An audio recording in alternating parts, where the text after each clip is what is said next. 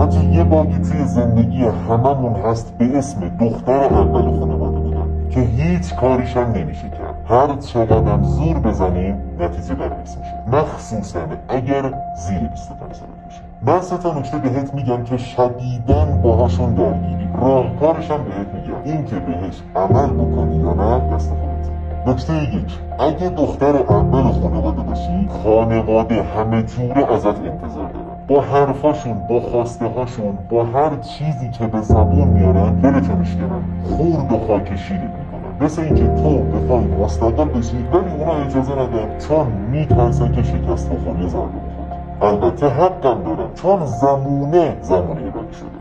نکته 2، انقدر محدودیت میذارن بود که روی بچه دوم سوم این محدودیت وجود نداره، حتی اگه اونا هم دختر باشن، چون انقدر حرفهای مزخرف شنیدن تا حتی اگر مریم مقدس هم باشی بازم پدر مادرت نمیتونن بهت اطمینان بکنن، چون خیلی منتظر این فرصتن که ازت استفاده بکنن. نکته 3، هر چقدر بهشون بگی که من میخوام توی خونه خودمون درآمد داشته باشم و مستقل بشم، بازم سری جلوی تو قار میگیرن، چون انقدر توی زمان خودشون ازشون کلاهبرداری شده میترسن. حقم دارن، همین الانشم خیلیا دنبال کلاهبرداری کردن. مطلبی که میخوام بهت میگم اینه، تو اگه واقعا دلت بخواد استقلال مالی داشته باشی، از لحاظ مالی مستقل بشی، باید یک راهی پیدا بکنی و راضیشون بکنی.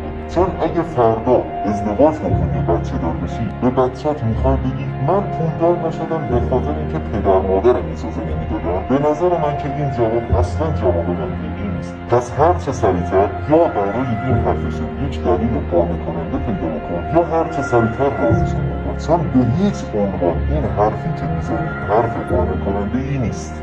زمونه طوری شده که همه باید استقلال مالی داشته باشن، از دختر 13 ساله بگیر تا مرد 50 ساله.